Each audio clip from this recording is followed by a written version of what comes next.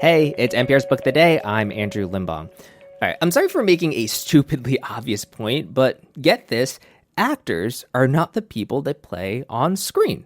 Like I said, it's a ridiculously obvious point, but in my defense, the whole job of an actor is to trick you into forgetting that. And today we've got two actors who got famous, showcasing like one particular side of hypermasculinity, but have spent the back half complicating that legacy somewhat. In a bit, we'll hear Arnold Schwarzenegger talk about some of the big failures he's had in his life. But first, Henry Winkler, aka the Fonz, aka probably the reason why I have a black leather motorcycle jacket, even though I've never been on a motorcycle. He talked to NPR's Scott Detrow about his new memoir titled Being Henry, and how he wouldn't have been able to do his role in Barry if it wasn't for some therapy. That's after the break. This message comes from NPR sponsor BetterHelp. The winter season can be a lot. Therapy can be a bright spot amid the holiday stress, the seasonal depression, or whatever you might be experiencing. It's something to look forward to make you feel grounded, and to give you the tools to manage everything going on. Find your bright spot this season with BetterHelp. Visit BetterHelp.com/NPR today to get 10% off your first month. If you were born after, say, 1990, when you think of the actor Henry Winkler, you probably first think of Barry Zuckerkorn, the incompetent lawyer on Arrested Development. What are we doing here? What's the plan? The plan? You're our lawyer. It's a figure of speech. Or maybe the acting teacher Gene Cousineau on the HBO dark comedy Barry. Now look, you're in a shell. You need to break out, and I've got the perfect antidote for you. You're going to play Blake in Glengarry Glen Ross, the movie. Here's my only direction. Let the cat out. But for those of us born before 1990, he will always be Arthur Fonzarelli, a.k.a. the Fonz, on Happy Days. Because I'm the Fonz, huh? Hey, hey, hey, hey. What does that mean? The incredible story of how Winkler got that role is just one part of his new memoir, Being Henry. And before we started talking about his life and his career, I asked him to read from his book about the moment Winkler became the Fonz. I'm in Hollywood for 1 week, and I auditioned for a new series. So how was I going to accomplish this? I had no clue. Then I opened my mouth, and something very odd happened. What came out was a voice that was not mine. One I actually never heard before from me. Deeper, lower, in my chest than any other regular speaking voice. Assured, authoritative, rough around the edges. So I pointed to Pasquale. I said. That scene, first of all, it's just amazing to get a sense of going to be present at the creation for such a big pop culture moment. But it gets to so many themes of the book. You were so comfortable and self-assured in character, particularly this character. Why do you think that was so hard as you think back on it with all of that work that you've done? Because objectively, you were cool. You were the Fonz. But that was acting. I was just being who I wanted to be, not who I ever thought I was. Yeah. You know, people sometimes say there's no such thing as an overnight sensation, but you truly were. You went from couch surfing and awkwardly staying too long with friends in LA as you scrambled for auditions to suddenly being the center of a cultural phenomenon. That must have been so startling. I have to say it was startling. It was fun. And I made an appearance in Little Rock, Arkansas. After we filmed on Friday night, I flew there so I could sign autographs at the mall, and we landed like at 11:30 at night. And when I got off the plane, I walked back on the plane because there was a big party going on, and I said to the flight attendant, I said, excuse me, but there are lots of people, and I don't want to, disturb their party. Is there a way to walk around it? She said, that party is for you. There were 3,000 people in 50s clothing waiting for me to get off that plane. Wow. You do Happy Days. It's a huge success. But then the second half of the 80s and basically all of the 90s, you're doing producing work, you're doing some directing work, but you were in a real funk as an actor because people didn't want to put the Fonz in their movie, in their show. That must have been hard. Absolutely. When I did Scream, they said, all right, the director asked you to be in it, but we're not putting your name on the movie or on the poster. It was really bad. That's why I became a producer and tried directing. I wasn't getting work as an actor, which was the dream I've had since I was 7. And it was devastating. Self-consciousness and self-doubt were such a persistent problem for you.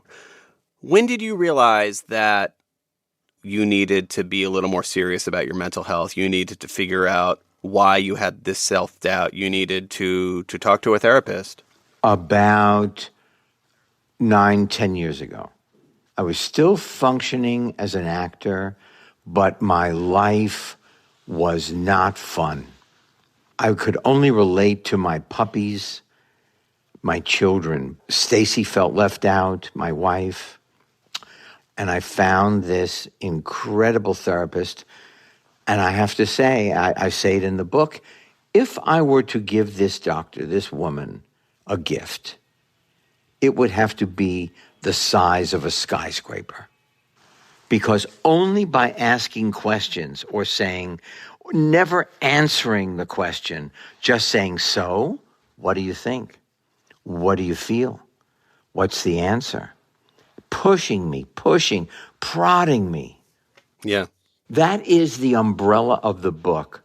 Starting being who I thought I should be and not wavering from that very tight structure because of fear that what happens if I change a little bit? What happens, oh my God, if this part of me comes out? To being a more authentic human being on the earth. I mean, I have to assume, no question, this helped you so much with your personal relationships and with your family, but how did it help you with your acting? Oh my God. Listen, to know yourself is to know the universe. I love that. It had to help on screen too, though, right? I want to be the most talented actor. I want to be Anthony Hopkins, but I could never have played Gene Cousineau without this latter part of my life journey. And that's not even hyperbole.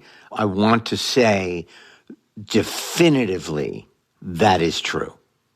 The last question I have for you is, you have done a lot of self-reflection in the last decade or so, but now you've put it to paper. You've written this memoir. Is there anything you realized about yourself writing this book that hadn't fully clicked before? That is a good question, because the thought I had was my youngest son, Max, was the one who pushed me for years and said, you should write your stories. You got a lot of stories. You should tell these stories. And I said, I can't do it. It seems daunting to me.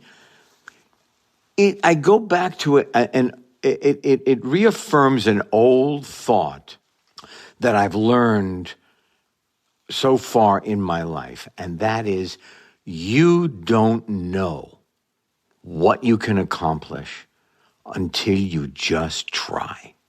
I've tried to talk my way out of so many adventures that I would have given up if I didn't eventually say, Henry, shut up and just try.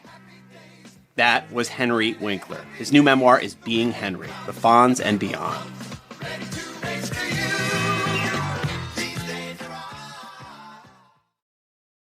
This message comes from NPR sponsor FX's Fargo. The thrilling new chapter stars Juno Temple, John Hamm, and Jennifer Jason Leigh. The Emmy Award-winning series from creator Noah Hawley has been called one of the most consistently great shows of the past decade. FX's Fargo premieres November 21st on FX. Stream on Hulu. Support for NPR comes from FX, presenting A Murder at the End of the World, starring Emma Corrin, Clive Owen, and Britt Marling. Emma plays Darby Hart, a sleuth and tech-savvy hacker. She joins an exclusive group invited to a retreat. When one of the guests is found dead, Darby must prove it was murder before the killer takes another life. FX's A Murder at the End of the World, now streaming only on Hulu. You know, coincidentally, just like the Fonz, Arnold Schwarzenegger has also worn an iconic black leather motorcycle jacket. Like I said before, it's a very narrow view of masculinity these guys were working with. In this interview with NPR's A. Martinez, Schwarzenegger talks about the men in his life who promoted a different kind of masculinity, one that was focused on acts of service. He's delivered some of the most quotable lines in movie history. I'll be back. Hasta la vista, baby. It's not a tumor. That last one's Kindergarten Cop, in case you're wondering. Arnold Schwarzenegger went from champion bodybuilder to Hollywood action hero to governor of California. But before all that, he was just a working-class kid in Austria, desperate to get out. He credits two men with showing him the way. First, his own father, then later his father-in-law, Sergeant Schreiber. Schwarzenegger's new book is Be Useful, 7 Tools for Life, and he told me that the idea of being useful came early to him. It became such a big part of my life that even when I sleep in past 6 o'clock in the morning, I feel guilty because I hear my father's voice saying, Arnold, that's not how this country was built, by sleeping in. Be useful, do something. What are you doing now? But even at that young of an age, you understood what that meant? You understood the deeper meaning of what being useful meant?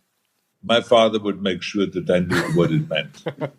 Just to give you an example, I started bodybuilding with the age of 15. And my father would say, why are you lifting those dumbbells and barbells? Don't you think it would be better to just go out and chop some wood and shovel some coals for some poor people that don't have anyone? And therefore, you will get muscles. But at the same time, you're doing something useful. You're doing something for somebody rather than just for yourself and looking in a mirror at yourself and stuff like that. So he would make sure that you knew what being useful meant. How wide of a scope, then, does being useful need to be? Because I can imagine for you, Arnold, I think you'd probably have to be useful or feel useful to a lot of people than, say, I would. I mean, if I feel useful to my grandkids or to my wife, I feel pretty good about the day. It really depends on you. One thing we know for sure, that the majority of people really don't feel like they're useful enough or they are successful enough. And this is what this book is all about, to kind of like give people the tools. How can they go and become more useful? How can they become more successful? How can they become happier with their lives and with their jobs? So what I want to do is just let people know, if you take some time and create a vision for yourself, create a goal for yourself, and then chase that goal no matter how difficult it may be, life becomes kind of fun. Because to me, my life was always a lot of fun, even though I struggled a lot. Then I was, losing a lot of the battles and then winning some. But it was always kind of like spicy and exciting because I knew what I was chasing all the time. Arnold, you mentioned, losing some battles.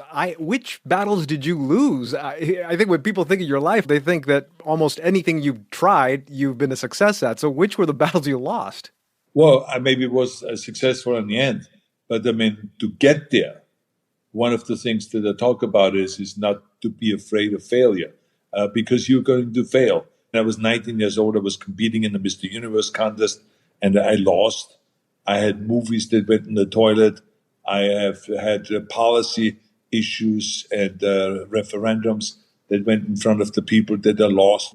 And of course, in my personal life, my marriage is a big loss. So there's a lot of losses and failures that I've had. And I think that it is important that we recognize that. But no matter what it is, I always had an exciting life and I always chased something. And that made, to me, the whole thing worth it. I always felt I was enriched by the fact that I always knew where I was going. And then there were some things that were unexpected. Like running for governor was something that kind of unfolded only because there was a recall election. Yeah, you had the opportunity, yeah. And all of a sudden I had this vision.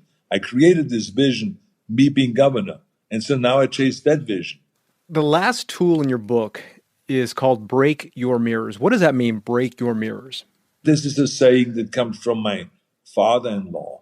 My father-in-law gave a speech at Yale University, a commencement speech. And there he said to the students, break that mirror that makes you always look at yourself. And you will be able to look beyond that mirror. And you will see the millions and millions of people that need your help. Now, my father-in-law was one of my idols. And, he's created the Job Corps, the Peace Corps, legal aid to the poor, and all of those various different organizations. And he was always out there trying to find something to help the less fortunate. And he was also the chairman of the Special Olympics, and his wife Eunice Kennedy Shriver created Special Olympics. So they always worked towards helping the people that needed help. And so to me, I thought that saying said it all. Everyone has the ability to give back something.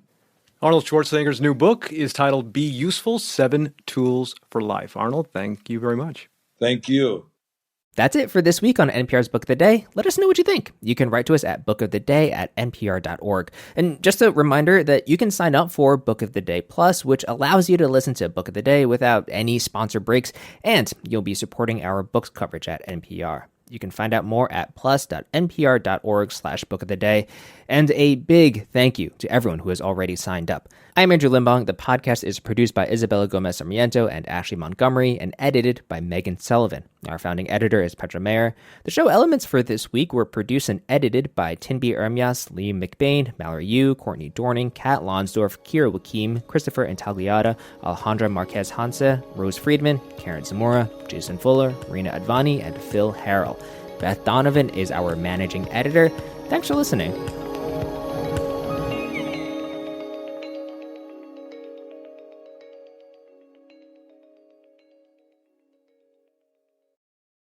I'm Peter Sagal. NPR is very serious, mostly. It treats newsmakers with all due respect, almost all the time. It brings you the most important information about the issues that really matter, usually. And it never asks famous people about things they don't know anything about, except once in a while. Join us for The Great Exception. Listen to Wait, Wait, Don't Tell Me, the news quiz from NPR. Support for NPR and the following message come from Rosetta Stone, the perfect app to achieve your language learning goals no matter how busy your schedule gets. It's designed to maximize study time with immersive 10-minute lessons and audio practice for your commute. Plus, tailor your learning plan for specific objectives like travel. This holiday season, get Rosetta Stone's lifetime membership for 50% off and unlimited access to 25 language courses. Learn more at rosettastone.com/NPR. This message comes from NPR sponsor GiveWell. Have you ever wondered where your donation could have the most impact? GiveWell was founded to help donors find evidence-backed organizations that are saving and improving lives. Donate at givewell.org. Pick podcast and enter NPR at checkout.